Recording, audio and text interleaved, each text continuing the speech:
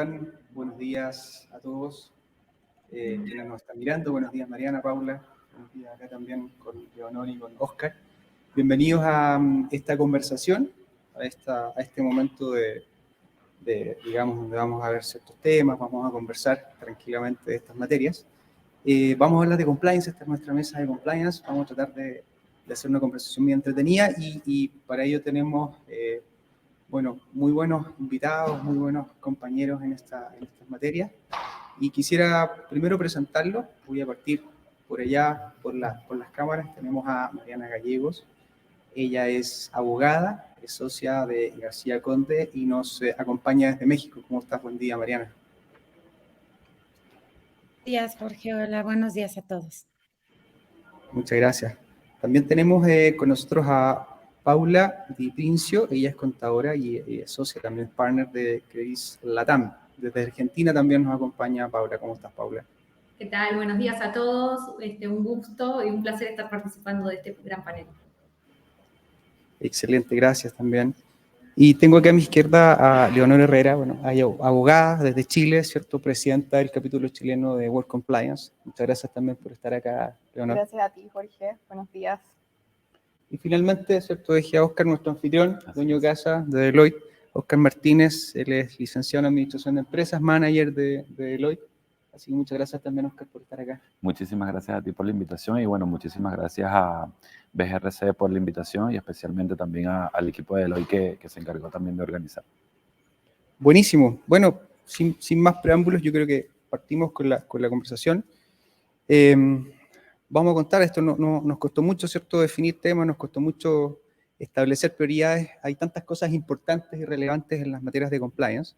Y aquí quisiera yo aprovechar, ¿cierto?, que tenemos visiones distintas desde distintos lugares, desde distintos países, ¿cierto?, distintas materias también, para hablar un poquito de todo lo que significa, ¿cierto?, qué es lo que estamos haciendo, qué es lo que hemos hecho, cómo hemos avanzado en estas materias, en nuestras distintas realidades. Sabemos, ¿cierto?, que todos estamos en una misma función, relacionada con la misma función, pero cada uno tiene una realidad distinta en sus países, en sus sectores económicos. Entonces, quisiera partir aprovechando ahí con Mariana, ¿cierto?, que nos comente un poquito qué es lo que se ha hecho, cómo hemos avanzado en estas materias de compliance en México particularmente. ¿Cómo lo ves tú? Gracias, Jorge. Bueno, primero agradecer nuevamente la oportunidad de estar aquí con todos ustedes. Como ya decía Cecilia, muy halagador el ver cuánta gente está aquí conectada, haciendo el favor de escucharnos. Y respecto a tu pregunta, Jorge, mira, como lo he platicado ya en varios foros, quisiera a veces que fuera mucho más alentador lo que está ocurriendo, por lo menos en el país, en cuanto a implementación de compliance y los avances en la materia, pero vaya, no obstante, no sean tal vez las deseables o las que hay en algunos otros países de la región, como bien sabes, en Chile también. Sí tenemos avances muy relevantes y en particular quisiera poner el foco en el tema de la responsabilidad penal de las personas jurídicas y de todo este tema del llamado compliance penal. Y vaya, si bien es cierto, no hemos tenido avances en materia legislativa como tan relevantes, vaya, se publicaron los catálogos de delitos en su momento y hubo esta reforma que se publica en 2014 y entra en vigor en 2016 y demás. Y no obstante, de índole legislativa tal vez no hemos tenido, insisto, grandes avances o faltan varios catálogos de delitos para publicarse. Lo que yo sí percibo, y esta es una opinión muy personal y desde el tema de mi interacción con los clientes o la participación en diversos foros, es que el interés va en incremento, ¿no?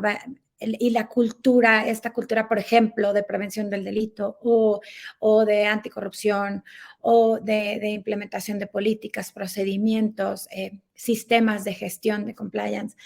Entonces, sí veo un mayor interés en las empresas, una intención y el entendimiento de que hay que transformar cultura para lograr a estas metas y estos objetivos, insisto, de prevenir y no tanto ya de de reaccionar cuando algo ocurre al interior de una corporación.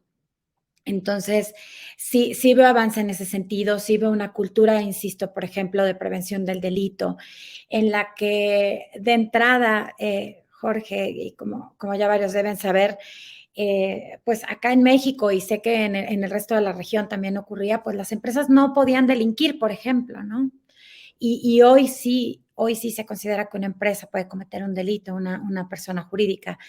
Entonces, desde esa concientización de entender que eso es una posibilidad y que ese riesgo existe, insisto, noto una preocupación y en las empresas y las veo ocupándose al respecto, aprendiendo, educándose, educando a su gente y así en general de todos los temas que abarca compliance, que eso también es un punto, ¿no?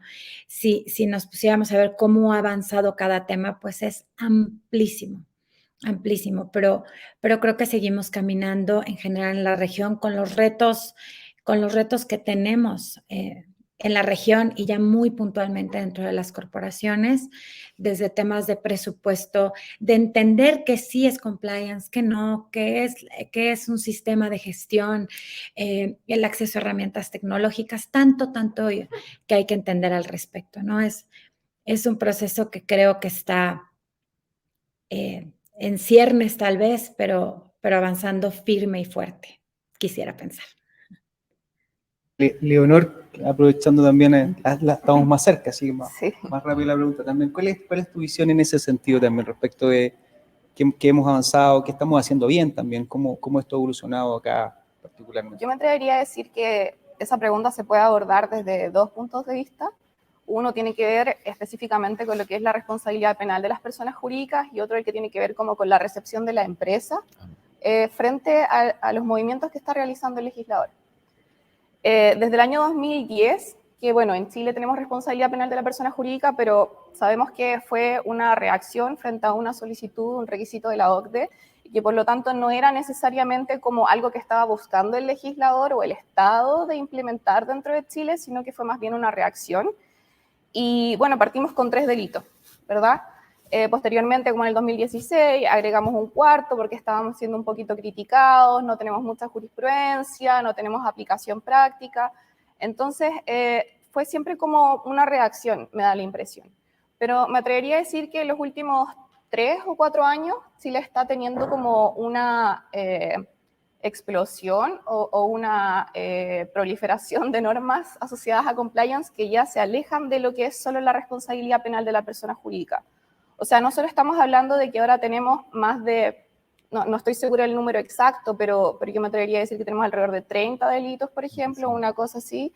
Y en el fondo estamos con este otro proyecto de ley de los delitos económicos que podría llegar a ser un boom de muchísimos delitos asociados a la responsabilidad penal de la persona jurídica, pero por otro lado también tenemos otro tipo de normas que recogen el compliance como metodología, no necesariamente asociado a una sanción penal, sino que también puede ser el caso del CERNAC y la de protección al consumidor, que también implementa esta metodología para poder eximir o atenuar responsabilidad que pueda tener la empresa respecto de la protección al consumidor. Por otro lado, una norma que personalmente me parece muy interesante, que hizo relación con la protección de los niños y niñas y adolescentes institucionalizados. En el fondo que se propone que existen estos modelos obligatorios que tienen que tener ciertos organismos colaboradores de mejor niñez y que tienen que cumplir ciertos requisitos que son de metodología de compliance. Entonces yo creo que esa es una línea, ¿verdad? Cómo hemos ido avanzando desde lo que es la responsabilidad penal de la persona jurídica y nos hemos abierto a lo que es el compliance y lo hemos abarcado desde distintas normas. Y por otro lado está la respuesta del empresario o de la empresa. Ahí ya creo que es como una respuesta mucho más compleja. Creo que va a depender mucho del caso a caso todavía la evaluación. Creo que hay una respuesta también un poco como reactiva, como ¿y qué hacemos ahora? ¿Cómo implemento esto? ¿Cómo agrego estos delitos que no conozco? ¿Cómo lo hago con los delitos informáticos? Etcétera. Entonces, creo que Chile sí, desde mi punto de vista, como que reconoció que esto ya no es una moda, no es algo que venía para estar como por un tiempo y a ver si es que pasamos como silenciosamente por encima y después se acaba, sino que fue como ya, lo reconocemos, esta es la forma, esto es lo que nos pide en el fondo como la comunidad internacional y nos vamos a hacer cargo. Ese al menos es el punto de vista que yo tengo. Perfecto, muchas gracias.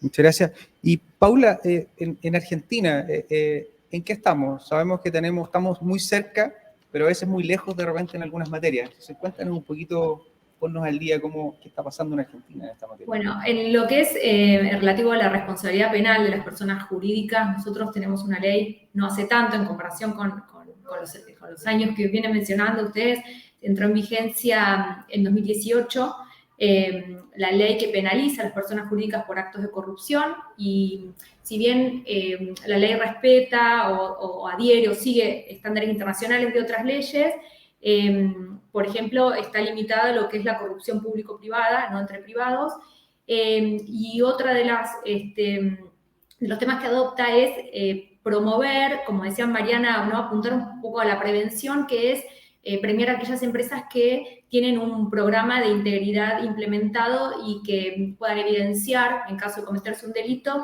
que habían hecho esfuerzos suficientes como para tratar de prevenirlo, ¿no?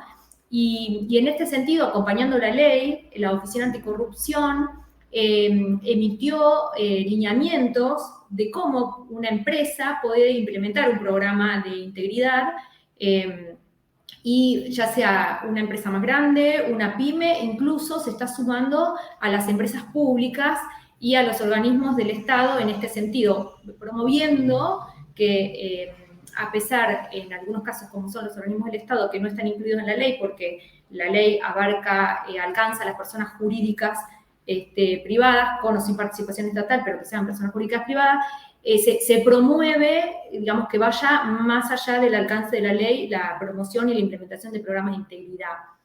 Y una herramienta más que se implementa en este sentido en la Oficina Anticorrupción es un registro, siguiendo los modelos que tienen en México, en Colombia, en Brasil, de integridad y transparencia, donde las empresas puedan inscribirse en forma gratuita y compartir sus prácticas con otras empresas o tomar información de una caja de herramientas.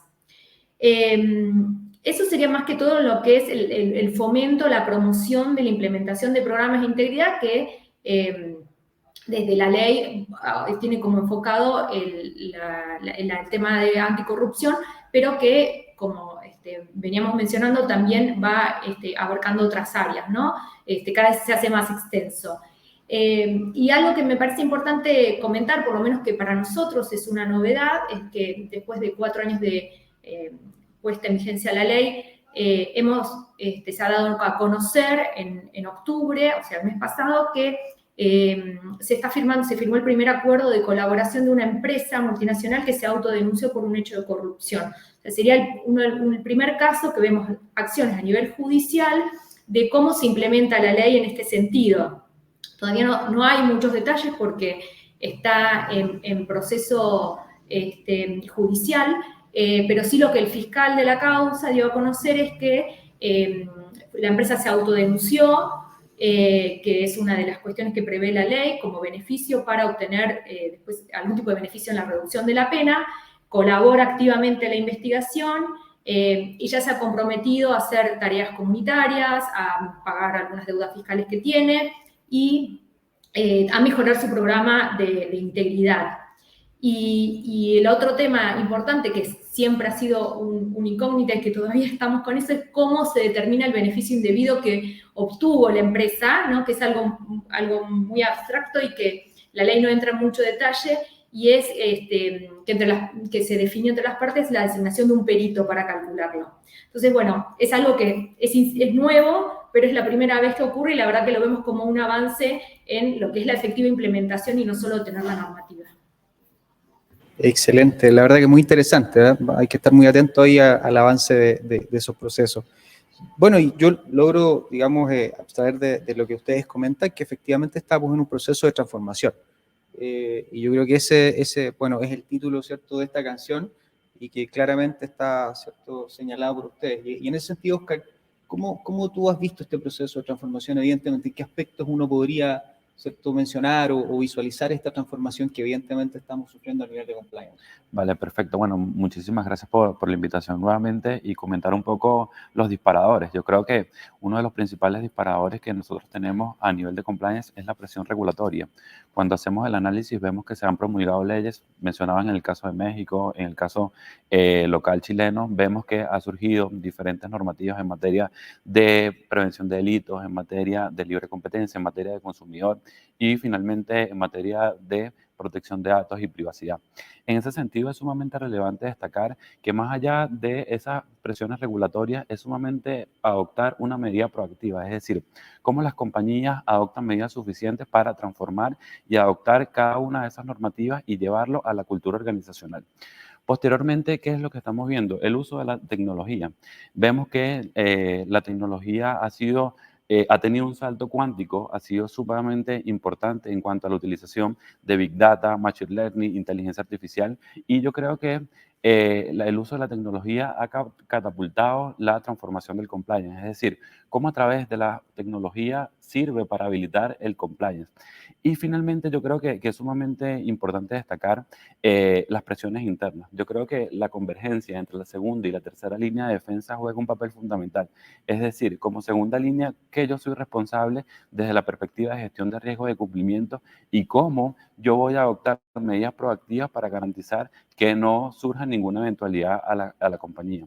También destacar que dentro de la visión de compliance es promover altos estándares en materia de integridad y transparencia, y yo creo que para las organizaciones un paso inicial que deberían estar adoptando para desarrollar este tipo de actividad es hacerse un diagnóstico, es decir, en qué nivel yo estoy dentro del cumplimiento de cada uno de los estándares que yo tengo como expectativa regulatoria.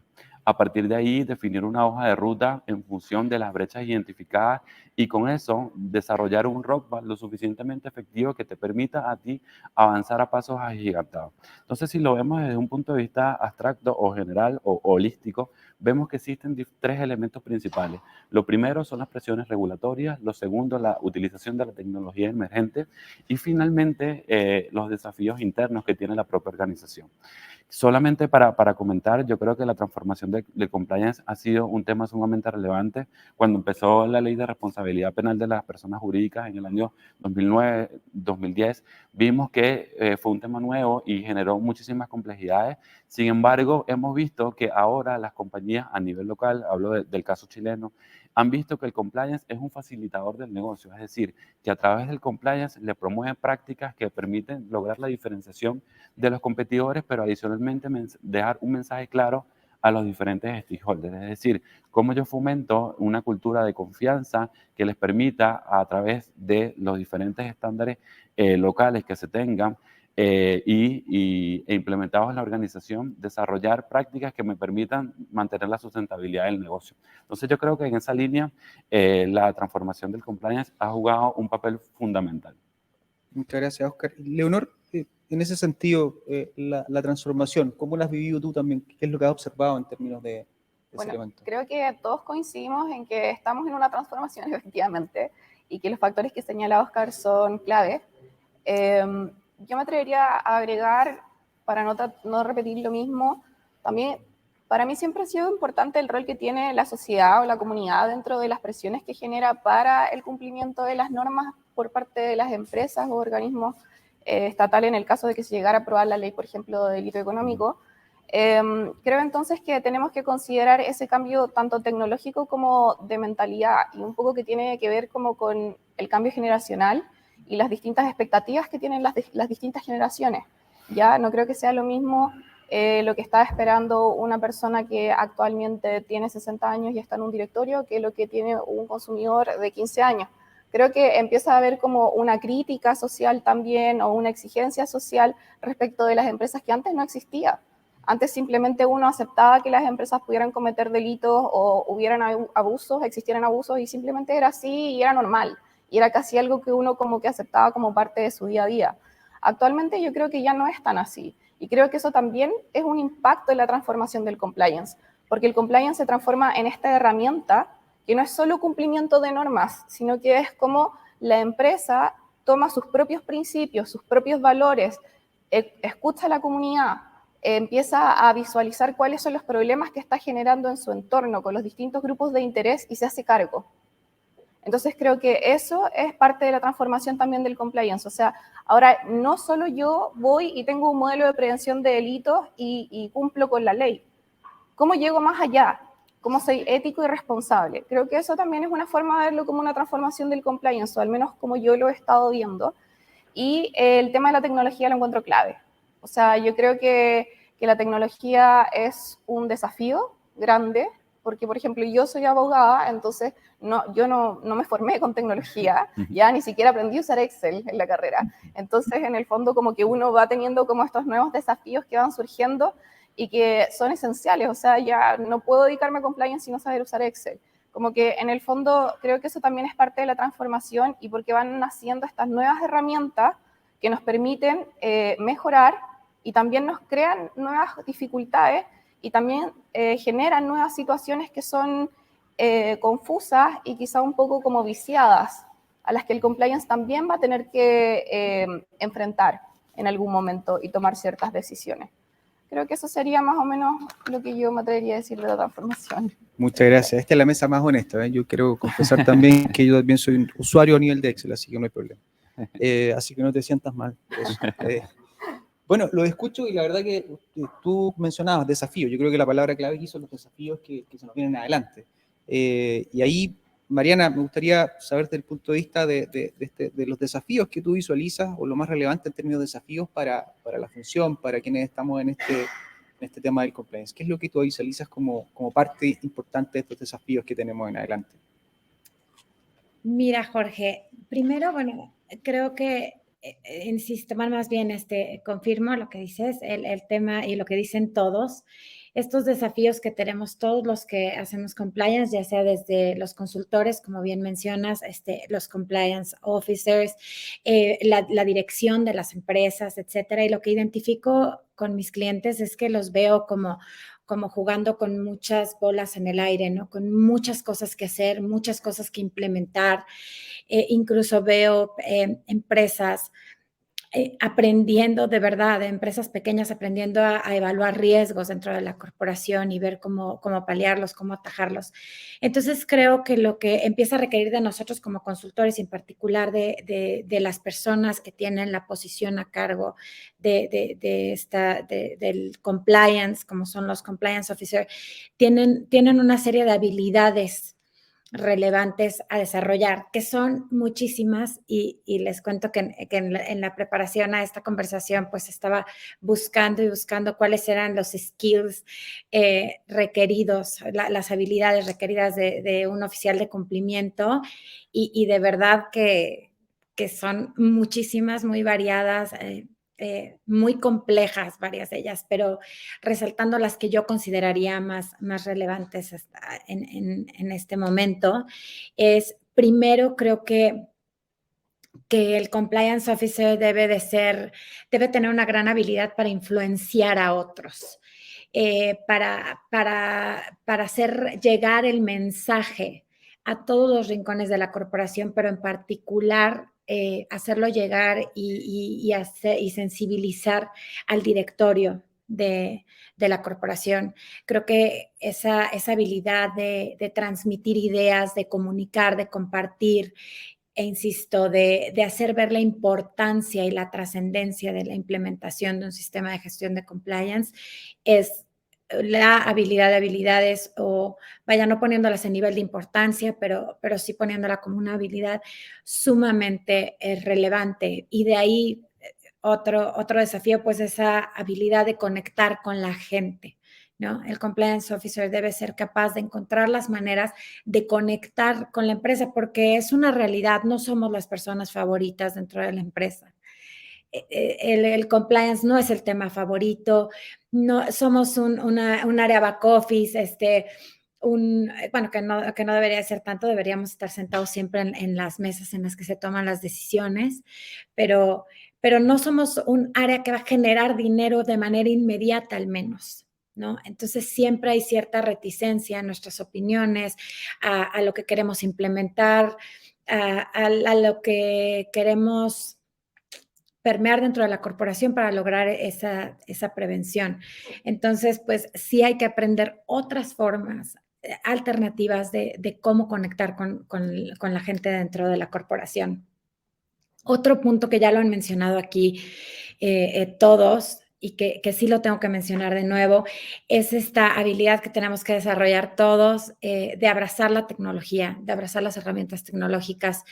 Hoy más que nunca ha habido una aceleración tremenda en este tema que ya lo comentaron todos, no quiero redundar en el tema, pero sí es muy importante y yo como todos ustedes, como buen abogado, pues sí también, el Excel para mí es una ciencia oculta, que desde que me dedico a compliance pues ya más o menos lo voy entendiendo e irnos allegando de estas herramientas hacen que nuestro desempeño, insisto, ya sea como consultores o como personas a cargo de compliance dentro de una corporación, pues nos ayudan muchísimo a que el desarrollo de nuestras actividades sea mucho mejor y con esta trazabilidad de la que hablaban en una de las pláticas anteriores, para poder cuidar y vigilar desde por qué se originó lo que está ocurriendo, qué acciones se tomaron, cómo les damos seguimiento, cómo medimos los avances y los logros que vayamos obteniendo, etcétera. Entonces, hay muchísimas, herramientas tecnológicas que nos pueden apoyar en este camino, máxime cuando la función del compliance officer es tan compleja, tan cargada de trabajo y de cosas que hacer, que el apoyo de herramientas tecnológicas es y seguirá siendo y cada vez más relevante. Incluso veía una estadística que alrededor de un 30% en el futuro o desde ya se prevé que los compliance officers automaticen ciertas actividades dentro de sus funciones. Y bueno, hay muchísimas más, pero solo quisiera cerrar con esta. Creo que el compliance officer tiene que tener una visión muy amplia y verse siempre en la foto. Y me refiero a una visión muy amplia de negocio y del negocio en particular al que atiende. O sea, el compliance officer debe saber de negocios y debe entender su negocio. Para así poder empatizar con el directorio y con cada una de las personas que integran el negocio, para poder empatizar cuando les vayamos a decir un no rotundo y entender qué implica eso para el negocio desde emocionalmente hasta en números, cómo están impactando nuestras decisiones y cómo estamos protegiendo a la empresa, ¿no? Entonces, pero sí entender de negocios, entender que es un negocio y que nuestra función debe acabar por redundar en los estados financieros de la corporación. O sea, debe traer algún beneficio en algún punto de índole económica. Yo creo fuertemente en que así es, ¿no? Y bueno, creo que me extendí un poquito. Muchas gracias, Paula. Y bueno, son muchos desafíos.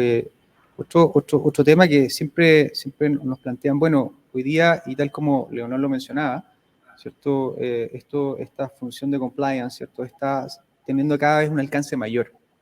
Y bueno, hoy día, ¿cierto? El compliance sabemos que es un abogado, que es un auditor, ¿cierto? Hoy día tenemos en Chile delitos informáticos, mañana vamos a tener delitos, qué sé yo, en otras materias muy específicas.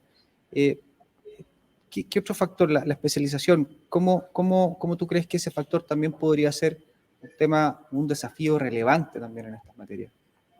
Totalmente, como comentaba Leonor y Mariana también recién, ¿no? Con el tema de las habilidades. Tenemos, digamos, distintos escenarios o desafíos a los que nos enfrentamos, que es, primero, que compliance es cada vez más abarcativo, ¿no? Empezamos con cumplimiento regulatorio, corrupción, después empezamos a agregar temas de diversidad de género, puede ser de ESG, o sea, puede ser hasta muy, muy amplia la agenda que le quepa al compliance officer dentro de una organización.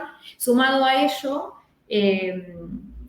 cómo impacta, digamos, las nuevas habilidades que comentaba Mariana que tiene que tener. Ya sabíamos desde antes que teníamos que no solo saber del tema, sino también tener habilidades blandas de comunicación, de liderazgo.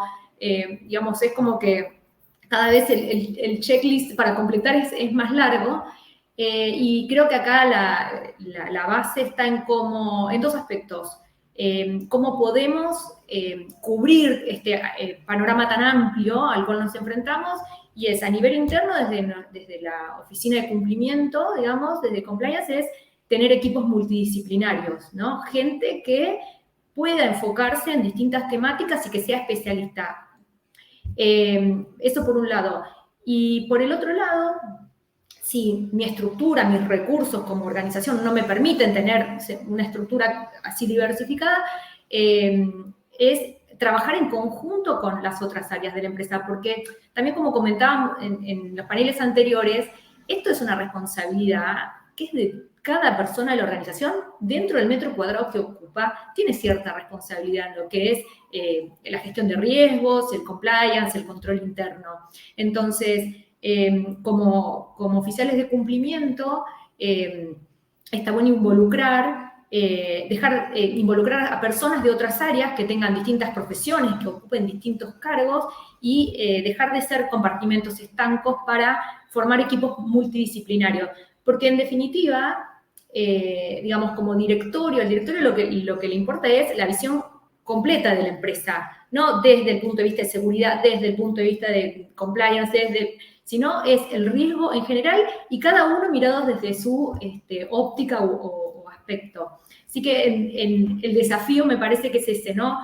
Trabajar más en equipos, y si puedo, tener mi propio equipo que sea multidisciplinario también. En estas materias y todo lo que necesitamos finalmente se transforma o se expresa en recursos, Oscar. Ahí tenemos un desafío, creo yo también, de cómo llevamos a la organización, cómo convencemos, ¿cierto?, a las organizaciones en que esto es una inversión, que necesitamos cierto dinero. ¿Cómo estuvo ese aspecto también? Fíjate, Jorge, que en la práctica nosotros hemos visto que la función de compliance es una de las áreas menos favorecidas en la obtención de presupuesto.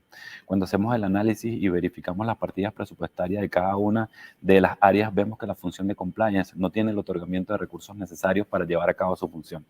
Ahora, yo creo que pasa también por un punto de vista de que es necesario que los oficiales de cumplimiento demuestren el valor que tiene la función de compliance desde un punto de vista de la habilitación del negocio. Es decir, cómo el negocio se habilita a través de la función de compliance y a partir de ahí desarrollar las capacidades necesarias para obtener los recursos. También es sumamente importante mencionar que es importante que las organizaciones demuestren el compromiso en cuanto a la visión que se tiene respecto a los diferentes stakeholders. Entonces, yo creo que teniendo esa visión bastante clara, ahí es un punto sumamente potente para llevarlo a los directorios, al directorio particularmente, y decirles la importancia que tiene la función de cumplimiento. Y a partir de ahí, solicitar los recursos y las capacidades necesarias. Recientemente tuve la oportunidad de realizar una verificación independiente a una empresa minera respecto a la función de compliance y veíamos, cuando hacíamos el análisis del presupuesto, solamente veíamos que la partida era sumamente pequeña y no había para gastos de inversión en cuanto a capacitaciones. Y yo decía, bueno, ¿cómo yo fomento la cultura organizacional? ¿Cómo yo fomento la cultura de compliance al interior de la organización si no tengo un presupuesto designado para generar conciencia, generar sensibilización? Entonces, una de las prácticas que nosotros le recomendamos a este oficial de cumplimiento particular es que lo llevara al directorio y que demostrara que a través de la generación de cultura se pueden lograr un buen negocio y adicionalmente se puede habilitar diferentes capacidades. Entonces, si lo vemos desde esa perspectiva, yo creo que es un desafío que tienen actualmente las funciones de cumplimiento, y especialmente los oficiales, para llevar a cabo estos desafíos. Esto porque al momento de la obtención del recurso se quedan un poco escasos. Entonces, la importancia ahí, quiero que lo traten, o me gustaría que los oficiales de cumplimiento lo trataran a futuro en dos grandes temas, que la función de cumplimiento sirve para habilitar cada uno de los procesos operativos a nivel de negocio, y segundo, la función de compliance te ayuda a prevenir multas y sanciones, y a partir de ahí, en esa protección de valor, más allá de generar valor, es proteger el valor de la compañía y con eso desarrollar todo lo que se tiene que implementar a corto, mediano y a largo plazo. Muchas gracias, Oscar. Bueno, relacionado, por supuesto, con todos estos temas de inversión, de valor, voy a ir avanzando en esta materia porque una de las cosas que veíamos, Leonor, son los temas de la inteligencia artificial. Hablamos y estamos hablando de tendencia aquí y por supuesto que se necesita dinero, por eso conectamos con lo que Oscar nos comentaba.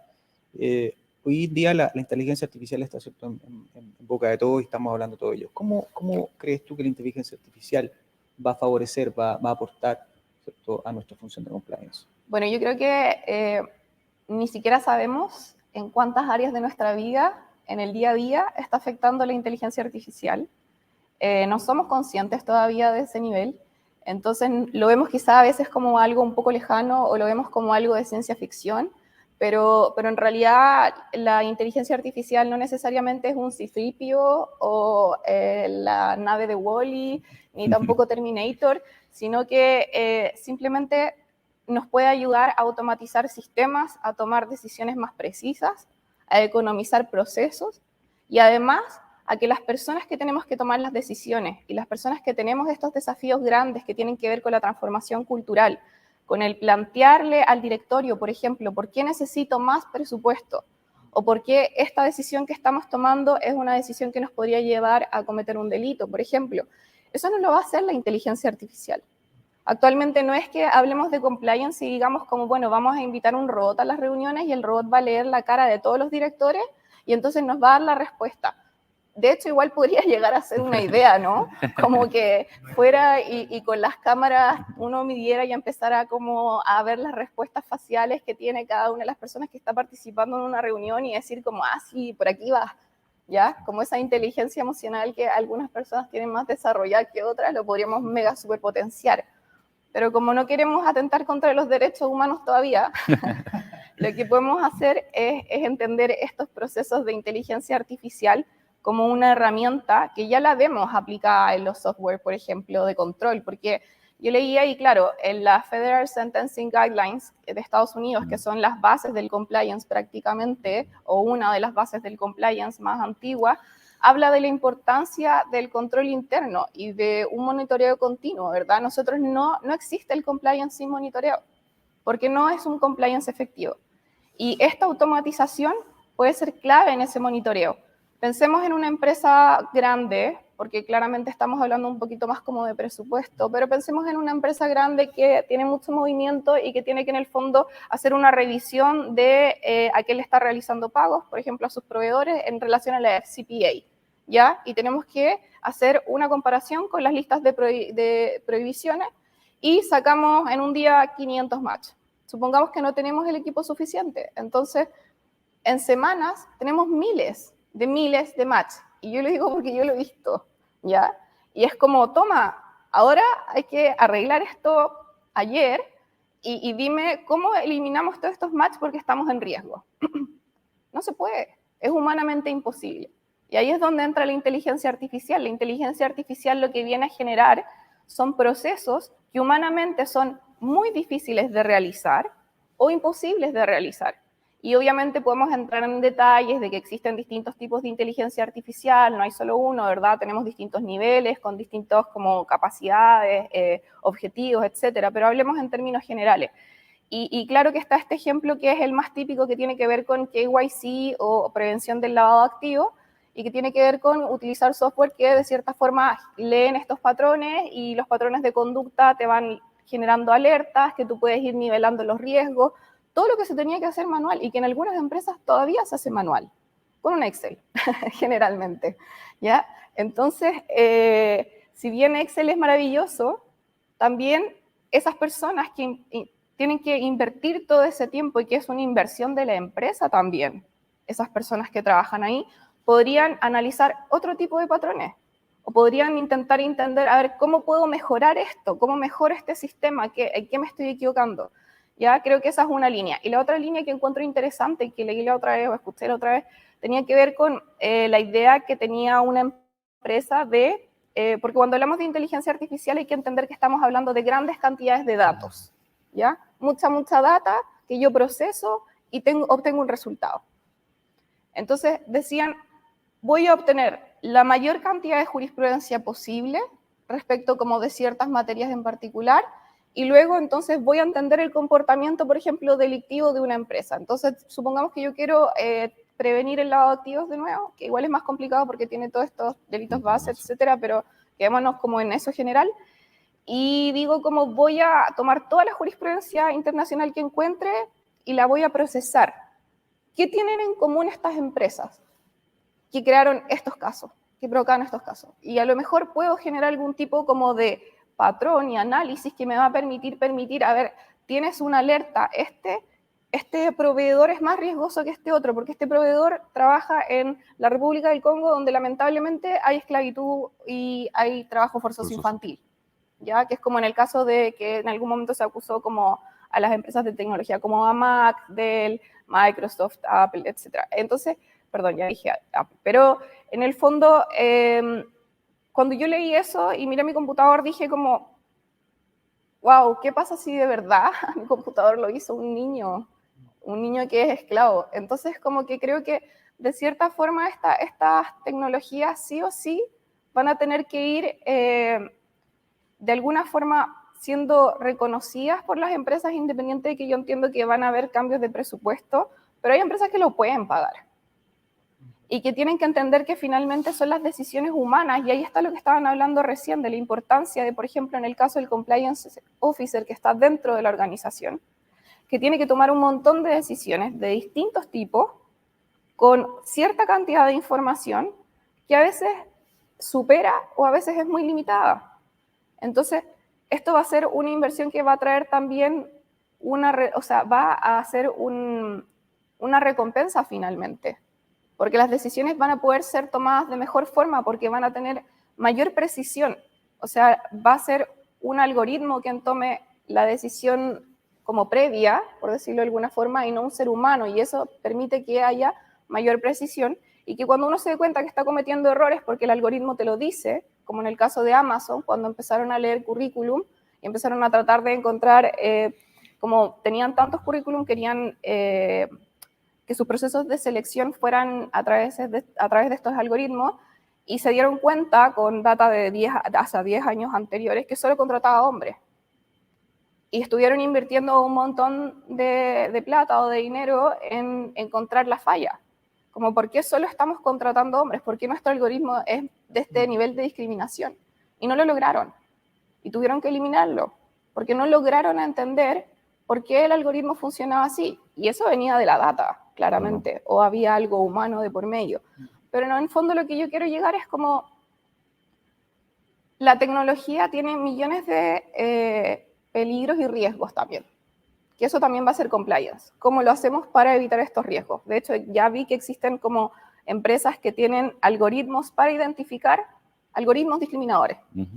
Entonces, finalmente es como una rueda, ¿verdad?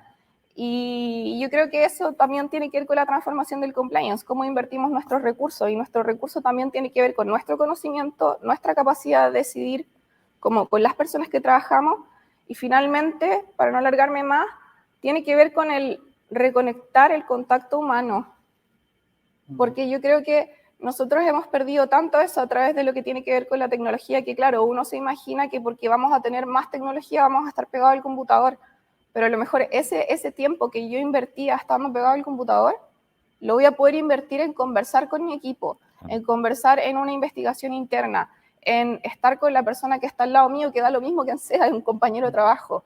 Entonces creo que finalmente también ese es como un punto de vista que le podemos agregar a la tecnología. O sea, no la veamos solo como un riesgo, no la veamos solo como algo en lo que nos perdemos, que sí es real, sino que también veámosla como una posibilidad de tener tiempo para invertir en otras cosas. Eso. Muy interesante, sí, muy interesante. Y Óscar, también en esta misma línea, respecto a lo que se refiere a la tecnología, inteligencia artificial, tecnología en general aplicada a compliance, ustedes también han tenido experiencias, han trabajado en estas materias también. Cuéntanos un poquito sobre ello. Sí, totalmente. Hemos tenido muchísimos casos de éxito aplicándolo a los diferentes clientes, particularmente casos de automatización de algunos procesos. Y para poner un caso concreto y llevarlo a la práctica de compliance, una de las compañías que actualmente asesoramos estaba manejando sus programas de cumplimiento por silos. Es decir, por una parte tenía el programa de libre competencia, por otra parte tenía el modelo de prevención de delitos y por otra parte el programa de prevención de lavado activo y financiamiento del terrorismo porque era un sujeto obligado. Y en ese sentido, el objetivo final era tratar de sistematizarlo y llevar todos estos programas a un sistema de gestión. En ese sentido, se documentó por completo esta matriz de riesgo, donde se priorizaron los riesgos inherentes y los riesgos residuales, y con esa matriz de riesgos se identificaron cuáles eran los riesgos más críticos que tenía la función de compliance en ese momento. Una vez identificados los riesgos más críticos de la función de compliance, se definieron diferentes indicadores. Con esos indicadores se llevaron al análisis de dónde estaban generando la data. Con esta metadata se obtuvo el análisis específico de cada uno de esos indicadores. Entonces, toda esta solución se llevó a una solución de monitoreo continuo que le permitió a la corporación tener un dashboard completo de cuáles serían los principales riesgos de cumplimiento, pero adicionalmente, cuáles serían esos principales indicadores que impactan significativamente en la ejecución del negocio. Entonces, ¿qué fue lo que obtuvo esta organización? Obtuvo actualmente tener alertas en tiempo real y tener las diferentes visualizaciones de los diferentes procesos y conocer cuál es el nivel de riesgo a los cuales también se encuentran expuestos. Entonces, el oficial de cumplimiento, cada vez que ingresa a la plataforma, solamente ve cuáles son los riesgos críticos, cuáles han generado alertas, y a partir de ahí, este proceso de automatización lo motiva a tomar decisiones más acertadas y lo invita también a tomar decisiones en función de la utilización del dato.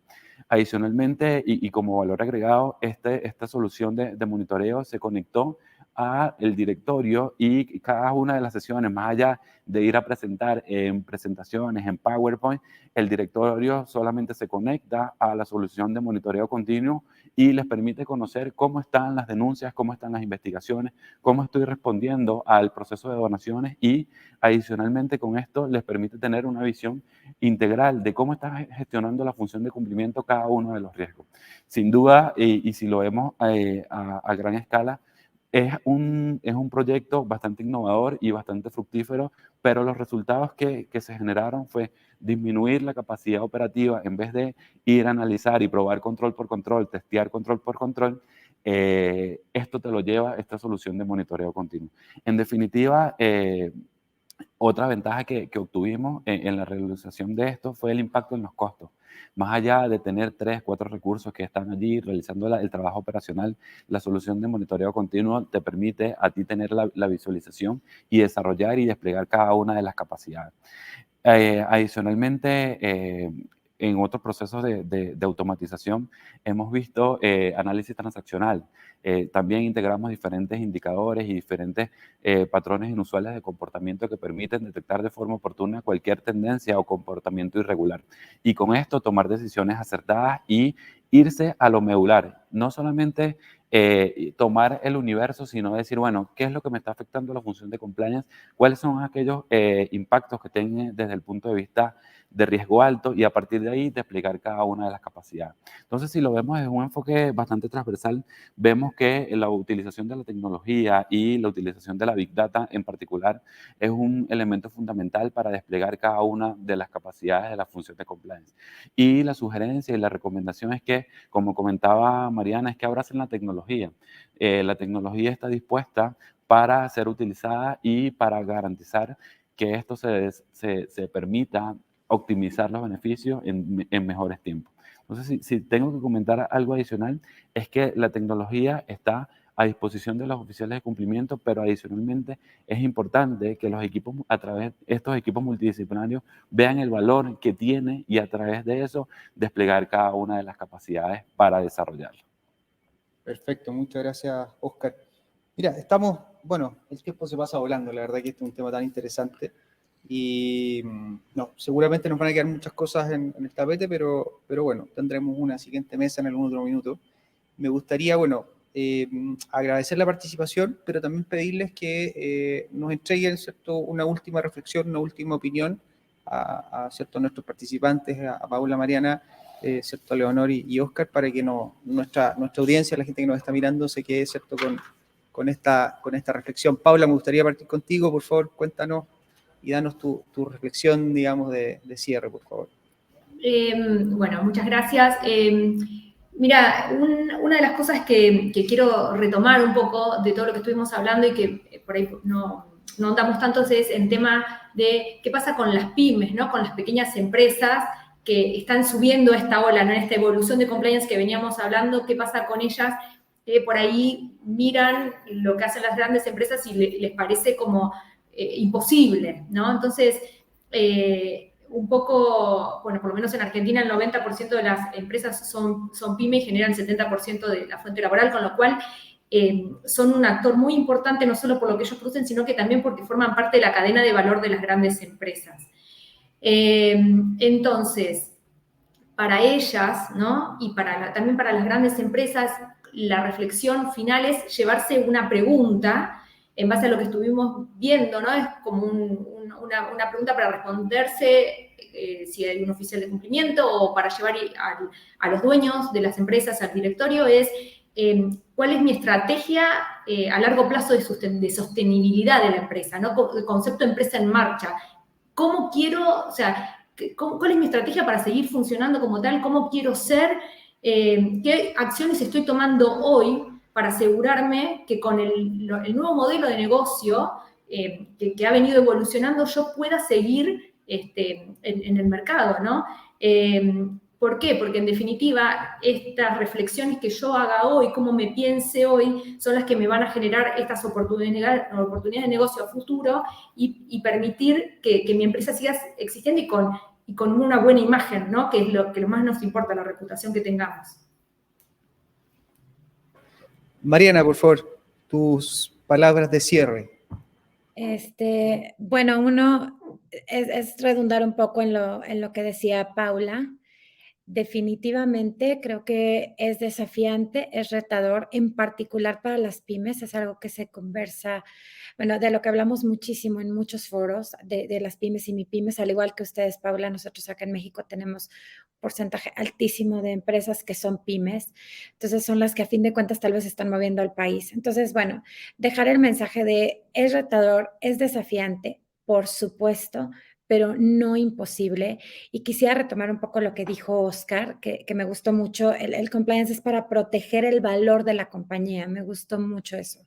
Aparte de generar valor, proteger su valor, su reputación, etcétera. E insisto, lo que también retomando lo que decía Paula, pues esto hace que las empresas sean sostenibles a largo plazo. Las decisiones que vamos tomando hoy en materia de cumplimiento normativo, en cultura, en ética, integridad, son lo que va a redundar en el futuro y va a determinar si seguimos, como dice Simon Sinek, en el juego infinito o no, si permanecemos en el mercado o no y qué pasa con nuestra reputación, qué dejamos, nuestro legado, siempre hablo del legado. Entonces, ¿qué dejamos como empresas y como entes dentro de las empresas? ¿Qué vamos a dejar, no? Entonces, acuérdense, desafiante, complejo, pero no imposible. Poco a poquito, baby steps. Gracias, Mariana. Muchas gracias. Leonor, por favor. Ya, yo voy a hacer una invitación. Súper bien, estamos todos Mi invitados. invitación es reconsiderar el valor de la ética y la autorregulación como respuesta base a los nuevos desafíos en compliance. Muy bien, excelente, mira, excelente invitación. Todos invitados entonces a ese desafío. Oscar, por favor, tus palabras. Sí, qué buena invitación. De verdad que esa es sin duda es una de las principales metas que tiene la función de compliance. Tratar de posicionar la ética y la integridad al interior de las organizaciones y que esto repunte en cada uno de los stakeholders. Como mensaje final, me gustaría mencionar e invitar también a la generación de relevo. O sea, por mi parte, he tenido la oportunidad de conversar con diferentes stakeholders en materia de la función de compliance y no se ven tan jóvenes participando en la función de compliance. Entonces, yo como joven y como participante de la función de compliance, los invito a esta profesión que es bastante linda, es bastante buena y que adicionalmente puede nutrirse a través de diferentes competencias. Y para la organización, nosotros desarrollamos habitualmente una revista, específicamente salió la segunda versión, para ampliar temas relacionados a compliance. Los invito a leerla, trae temas relacionados de cómo el compliance impacta en los objetivos estratégicos, los ESG, y adicionalmente todos los cambios normativos que han surgido. Muchísimas gracias por la invitación y bueno, seguir invitándolos a formar parte de esta comunidad de compliance que es bonita y bastante enriquecedora. Muchas gracias, Oscar. Bueno, muchas gracias a todos por su participación. Excelente, ¿cierto? Muy importante, muy interesante. Me voy a sumar a la invitación de los jóvenes. Yo en mi juventud voy a sumar a este tema de compliance también. Así que nada, muchas gracias a todos quienes nos vieron y nada, seguimos en contacto.